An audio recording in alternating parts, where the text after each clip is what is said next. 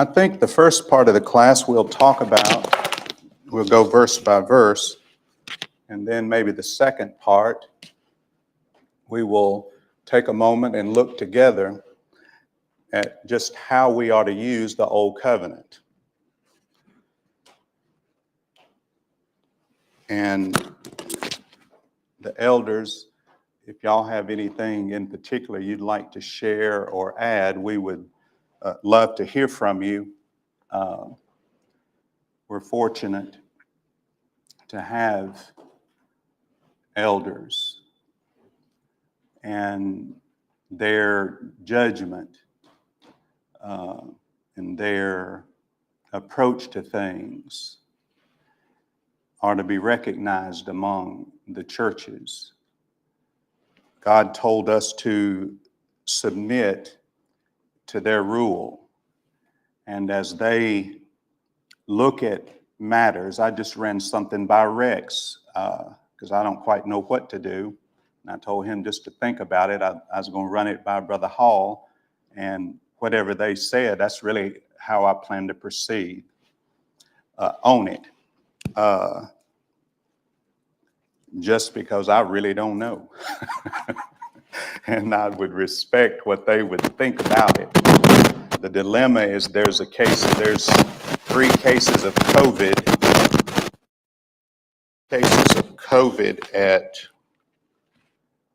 the assisted living home, and it's my time to go this afternoon. And so the question becomes, do I go? They've not limited visitors or anything, but should I have the class go ahead and preach over there this afternoon? There's 3 isolated cases of COVID, Brother Hall. And the question is whether or not to go or not.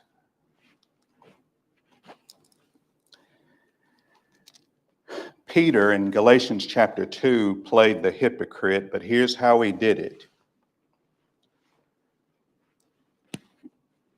When brethren came down from Judea, and some refer to these men as Judaizing teachers, if this is the same group, it seems to me to be different sets of these people promoting and pushing the Old Covenant.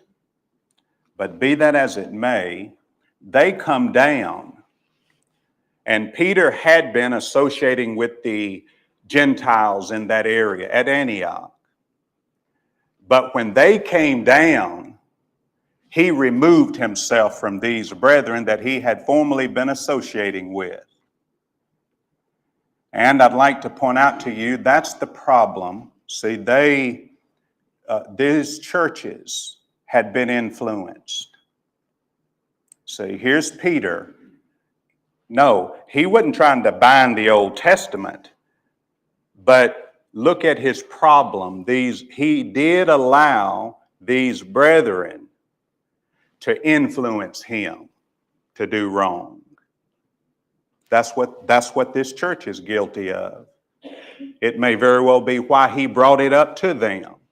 I actually think contextually that's the point he's making to them. Is that here's Peter, and Paul said, I got onto him in front of everybody. We forget that important aspect of what we do. That there is a time and a place to get on somebody in front of everybody. But be that as it may, Peter was influenced, negatively, played the hypocrite, sinned, and got called out for it. These brethren had allowed brethren to come in and influence them. Seems to be this same type brethren. If in fact they are so-called Judaizing teachers. But religious zealots, those zealous for the law, were prevalent. And we can see its influence upon this church. Paul said, I marvel that you've been removed from him. We talked about that last week, from God. They'd been removed from God. When we talk about falling away or leaving, first thing we need to remember is that we've left God. That's who we leave. You can talk about Christ. You can talk about the church. All of those things are so too. But things in order. Paul said, I marvel that you've been removed so soon from him who called you. See, God's great grace. They had frustrated it by buying into this doctrine, these teachings, this persuasion that the old covenant was to be kept. And so that's where we are at chapter 5. He's been arguing, you are sons of the free woman. You're sons of Sarah, not sons of Hagar. The old law, just like the bond woman and her son was removed, the old law has been removed. You're sons of the free, and you need to act like it. That's his point. And so he opens verse 1 and says, stand fast in the liberty by which Christ has made us free.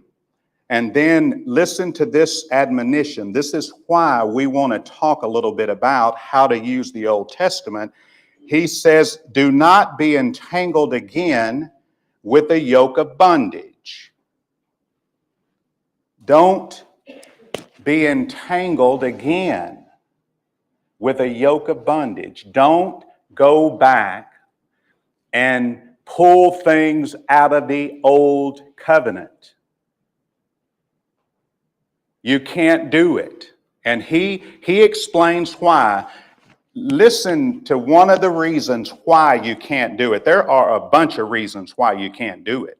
See, he's already named some. One, you're not under it. You're not under it. So you're sons of Sarah, of the free. You're sons of the new covenant. That's the same sermon that Peter preached in Acts chapter 3. Think about it. To those Jews, though, he was explaining to them, you're sons of the covenant. See, Jesus Christ has saved you. It's the same exact point he's making here. And so he says, here's one of the reasons why. He says, indeed, at verse 2, I, Paul, say to you that if you become circumcised, Christ will profit you nothing. So there's a reason. If you go, brethren, and bind circumcision upon yourselves, then being a Christian, being under the law of Christ, Jesus Christ and what he did for all of mankind, it won't benefit you. Christ will profit you nothing. Now that's a serious consequence, isn't it, of pulling things out of the Old Testament. You notice he just said, he didn't say, oh, if you keep that whole law. You notice he says, if you circumcise your children, Christ won't profit you anything, see. So you don't have to take it all or violate it all to go back there and bind one thing out of it. Because that was the curse of the law, is that you had to agree to keep all of what God has said. And it was a heavy weight upon a person. That's why, see, Christ freed them. That's the yoke. That's one of the yokes. Brother Hall brought it up in Wednesday night class. One of the yokes of bondage is to get out from under that law. that as profitable as it was, see, it served God's purpose, didn't it? It was a tutor. He brought that up. It's a schoolmaster. That's all it was, to bring us to Christ. And he says, but when faith came, see, and faith had come, they had obeyed the faith. They'd embraced the faith. But the problem is to go back and start picking and choosing things out of that old covenant, trying to bind them upon people, to bind them upon themselves. he says Christ won't profit you anything. See, just circumcision, if you notice. He didn't say everything under it. He says if you become circumcised, you see what he's saying there? Christ will profit you nothing. So, you see, it's really a grave concern you and I ought to have, is to learn how to use it properly. To never bind it. Because we have to realize, see, to bind it, Christ won't profit you anything. See, they couldn't do it, you and I can't do it either. So the problem is not just the fact that these Jews were trying to go back under, because these were not Jews predominantly, right? These Galatian brethren were Gentile brethren predominantly. Now we can tell there's Jews at this congregation by the language Paul is using, but that's not the issue. See, the issue is brethren who never kept it have been convinced you need to keep some of it. Now remember, we pointed out last week, don't you think for a second, just like I've told you have too, 100 Seventh-day Adventists, you don't keep it. You just act like you keep it. You go pick what you like out of it, and then you throw the rest away because you know that's a yoke of bondage and you don't want no part of it. See, and even when I was sitting with them on them Saturdays, after it was over, I'd raise my hand and I'd just say, now, can I point out the fact that that little thing y'all did there, let me read to you what you're supposed to be doing. See, that it's all a fraud. That the men who put that off on them, no, you can't, nobody wants to try to keep that law. That's exactly, wasn't it, what James said. Please don't try to do that to these Gentile brethren in Acts 15. That was one of his main arguments is, we couldn't keep it. Our fathers couldn't keep it. I'm not sure what's going on. Maybe, all right, let's try that. So, any questions or comments up until this point on anything that we've said thus far? Yes, sir, Dave?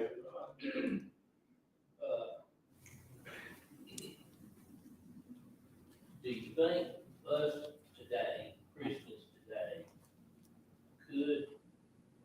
can we be pleasing to God and not, I mean no disrespect to the Old Testament, but could we get by today and just focus on the New Testament and never really dig into the Old Testament, you think, or not?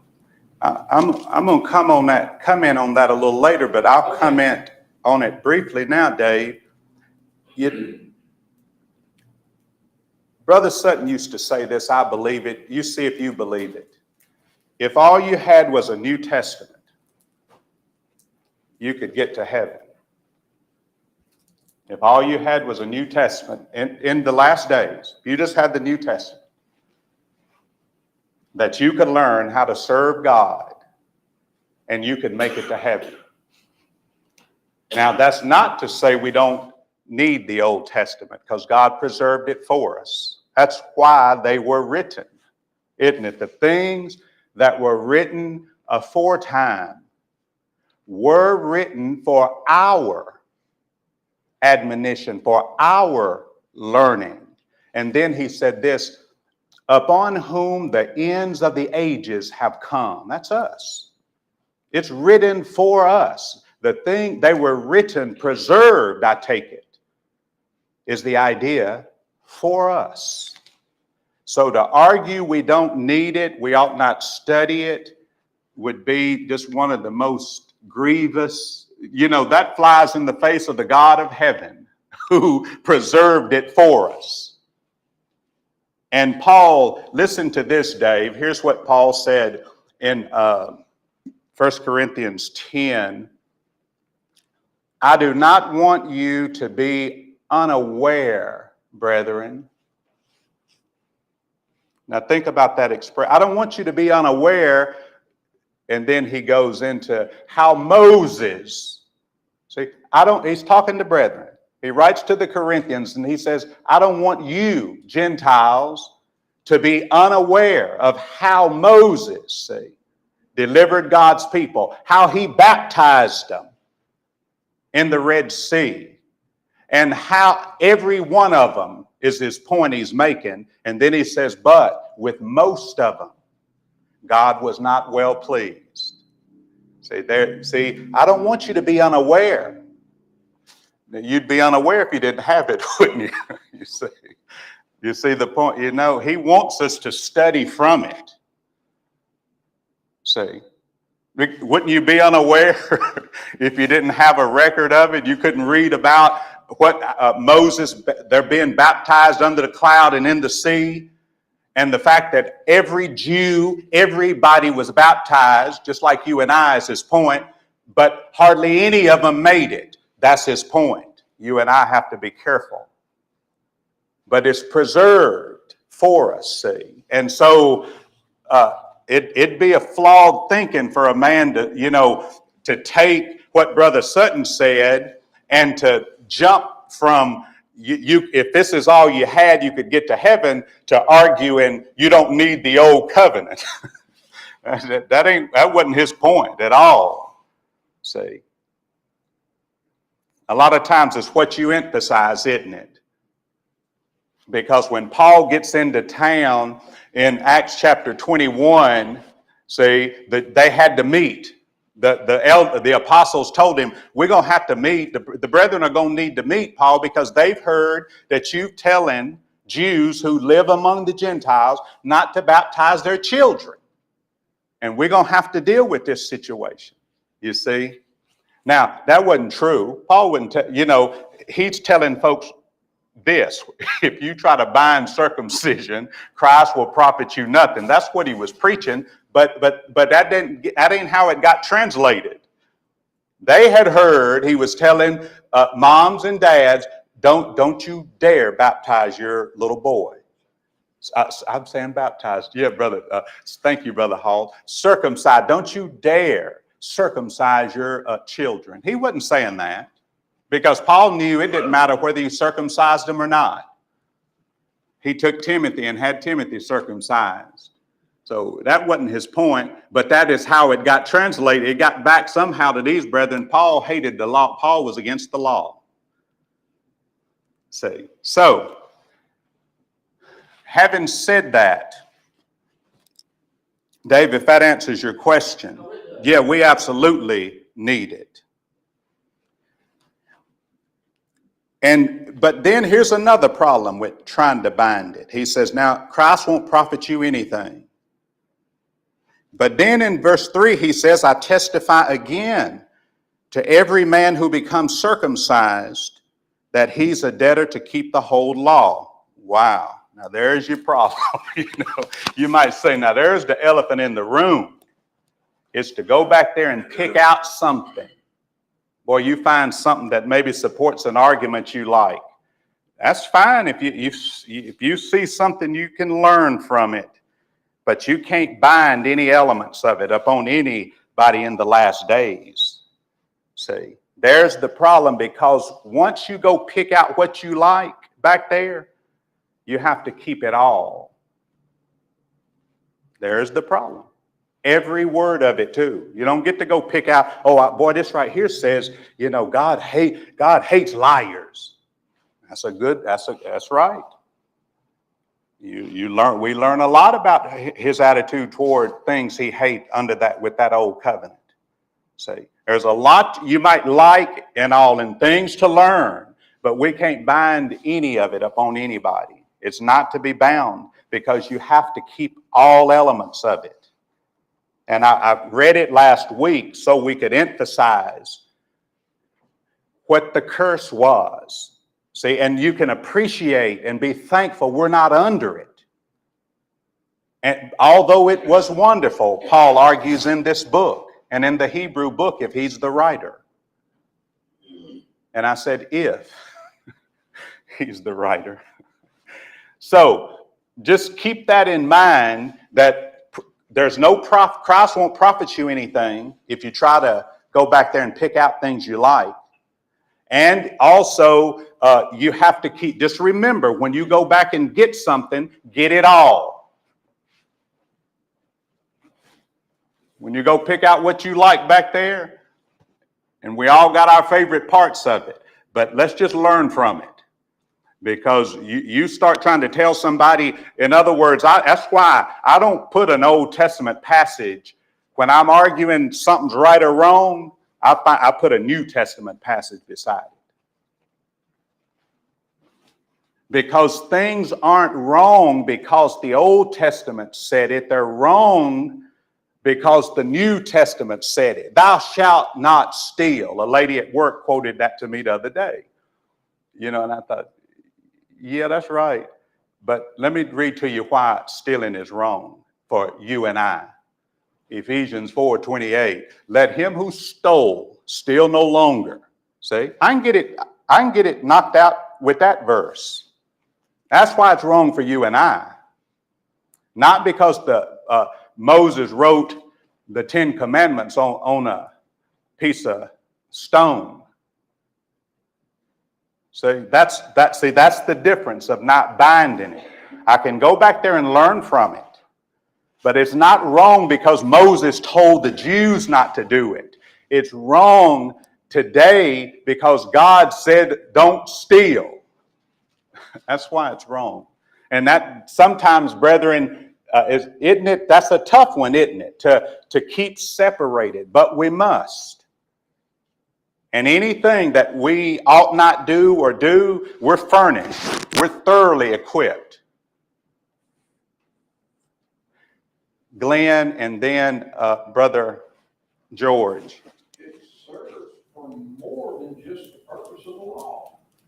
That's our record of the beginning of time, of the creation. When you take any other religious book that man wrote, they can't go back and say that I created, as in God. There's only one creation, one God. And that's our record. And it's not just, it's for everything, and it's the whole platform of the foretelling of the coming of Christ. That's a good point, Glenn. But the records alone for our history, we can go back to the beginning of time.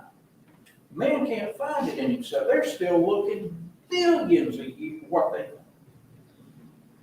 Their telescopes, they're not going to find nothing. That's a good point. See, that's one of those things we learn, isn't it? See, that's one of the Old Testament writer. Let's trust them, because whether we've thought this through or not, the only way we know how to use the old is that an inspired man under the new covenant told us how to use it. See, you ever thought about that? That's the truth now. The only way we even know how to use it is Paul or Peter or James or one of them guys had to tell us. Now here's because they used it. See, and that's how we can learn how to use it. And I took time. You maybe hadn't had time, but it's a great exercise. I went through and tried to find every way that they used it. I read how Christ used it. I read how Peter used it. I read how Paul used it and James used it. When they quoted it. Why are they quoting the new? Why are they putting that in there? We're not under it. The way they used it. See, that's how we can learn how to use it. That's the only way I know that we could even learn how to use it. Is that God tells us how, because when we say them inspired men, that's just God talking. See? And that's the only way I know how. And so Glenn is on point with that very point, see. Is when we talk about the law of Moses, that's one thing. But also contained in that law is his history and covenants and and testimonies. See, there's all kinds of components of it, see, that we learn. Jesus, didn't he? Have you not read And he went back, Jesus, and said, and he quoted what we read in Genesis chapter 1. Have you not read? See, he would say, see, to teach about marriage, that question they raised, that testing of him that they raised. Can a man divorce his wife for every cause? See, Brother George. After why we need the Old Testament, Yes, sir. Genesis 5 says that Enoch begat Methuselah 65 years old. Mm-hmm. And it said after he begat Methuselah, he walked with God 300 years. Mm-hmm. And God he didn't die. God translated that he didn't see death. Moses recorded this. Yes. Over 1,000 years after it happened. Methuselah lived 969 years. It didn't do Enoch any good what Right. Moses wrote. Mm-hmm. Enoch had been dead 1,000 years. Mm-hmm. Then the Hebrew writer brings this up in Hebrews 11. As by faith Enoch was translated that he should not see death, and he was not found because God translated him. Mm-hmm. This shows us what faith can do. It shows us what faith has done. Uh-huh. And it shows us why faith did. Mm-hmm. That's a good point. That's what that long list illustrates for us, isn't it? See how the Hebrew writer, that inspired New Testament man, see how he used it? And Paul said something similar when he was arguing, about Abraham, and it was accounted unto him for righteousness. But then the inspired New Testament writer said, but now he didn't say that just for his benefit alone, Abraham's alone, see. He said it for us. Because the same thing he says applies to us. That if we're faithful to God, if we obey him, it will be counted unto us as righteousness. See how he looked back and said, you see, go back and check that out. That wasn't just written for that benefit there. It was written for us also, he says, see. That we too, it can be counted for righteousness to us. Just like it was them. And you can learn from it without binding it. The same thing that applied to him applies to us in the new covenant on that particular point. Yes, sir, please. George, when you talk about the old covenant, I listen. I always have you, Tim. We got some Old Testament scholars. Guys, I think that have Tim taught it for years here and has broke that down as well as anybody, verse by verse, all the way through that thing. Glenn's a good one. George is a good, but there's guys here that in my mind, I always listen when you talk about the old covenant because I just think you have such a good feel for it. But be that as it may. Yes, sir, George.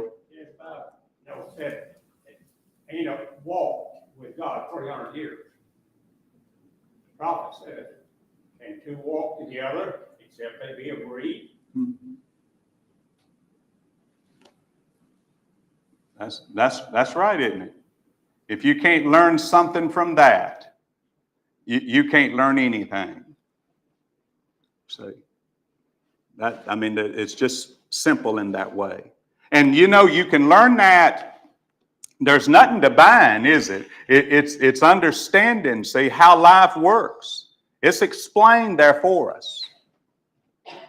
See, there's nothing to bind because division is wrong under the New Testament, just like it's wrong under the Old Testament.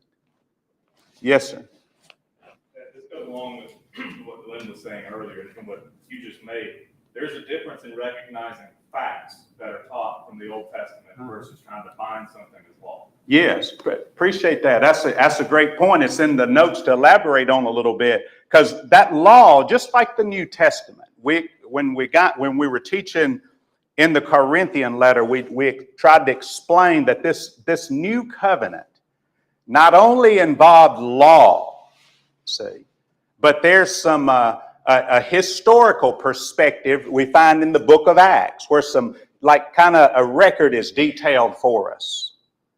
There's covenants in it. There's statements of fact in it. See, there's law, there's commandments in it. There's principles in it.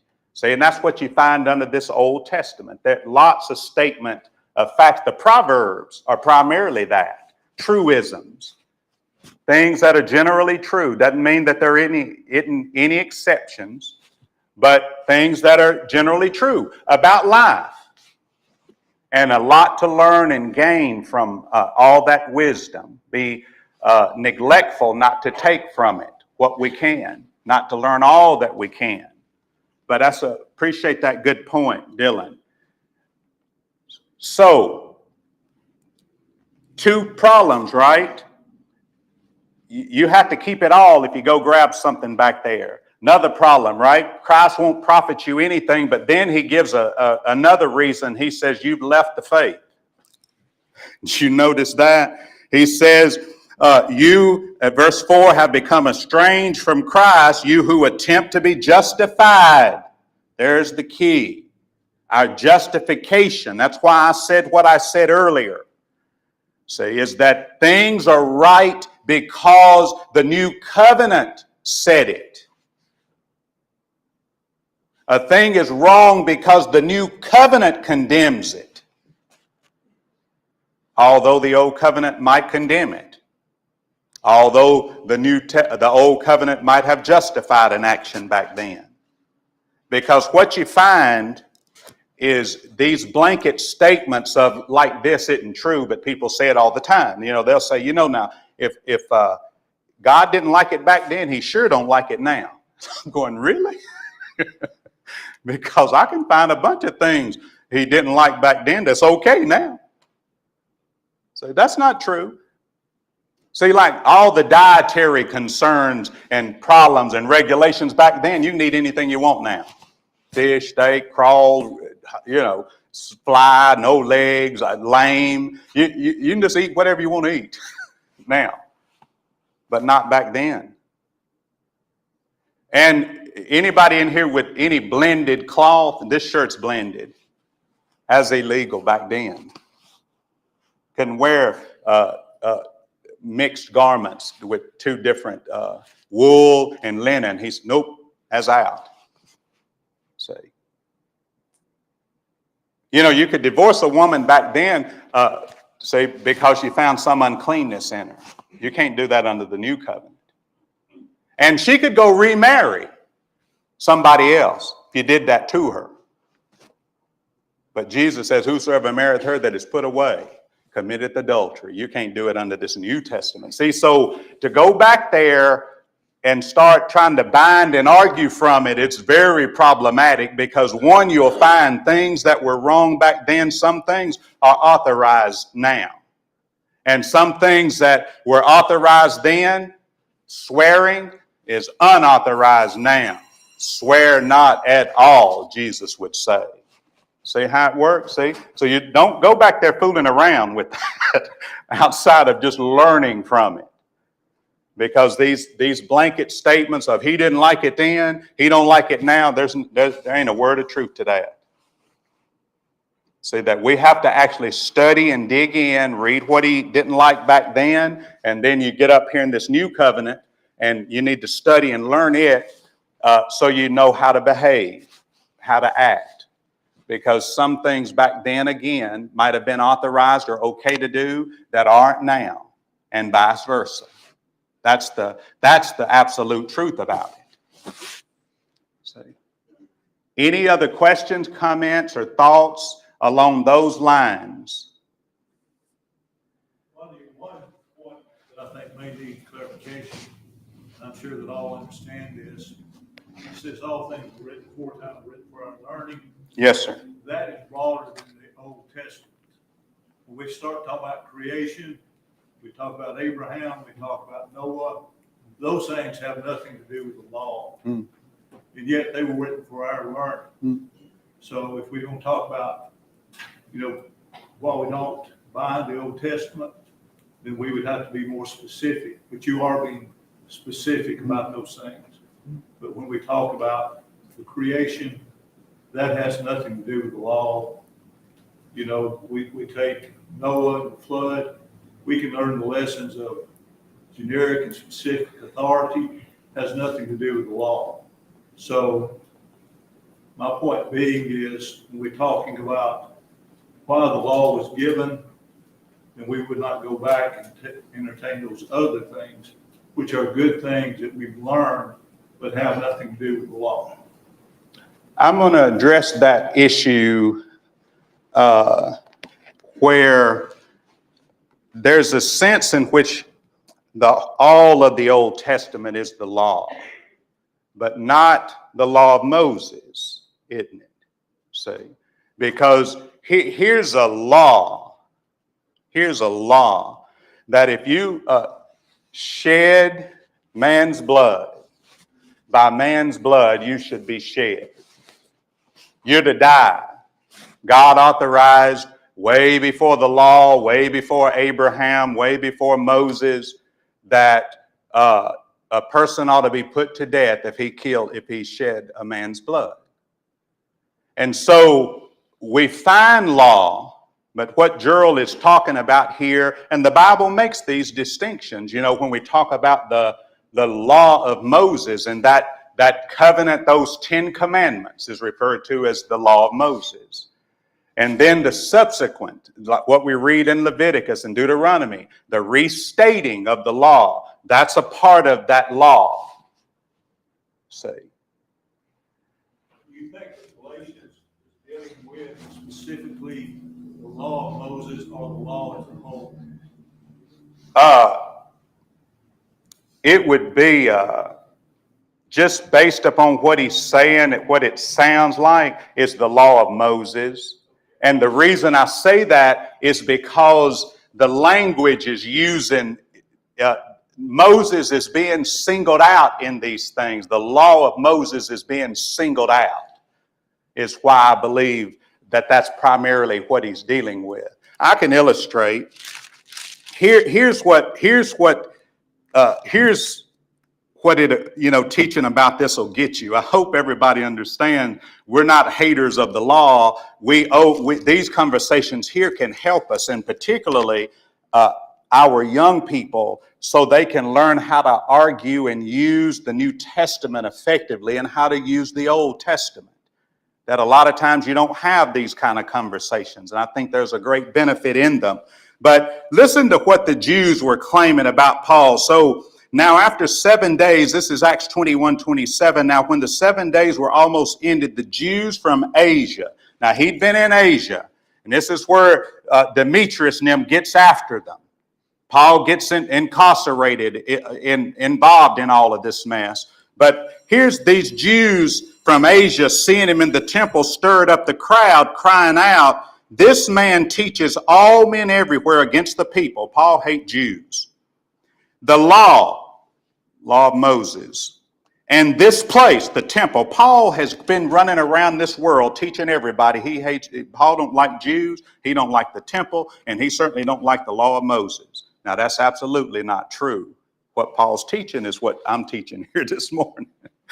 See? Now, Jews sitting in the audience, he is sitting there maybe gritting his teeth going, what did he say about Moses? You see, and that ain't going to fly too well. But be that as it may, I believe that the law that is primarily talking about the law of Moses. I was going to read more because earlier in Acts 21, where they accused him of teaching our children not to be circumcised and to keep the law of Moses, it says. But anyway, thank y'all very much. We'll maybe pick up, if anybody got any questions about how we ought to use this old covenant. But I appreciate y'all's good comments, thoughts, and always feel free to do that because it's helpful to me and helpful to the group here as well. But thank you very much.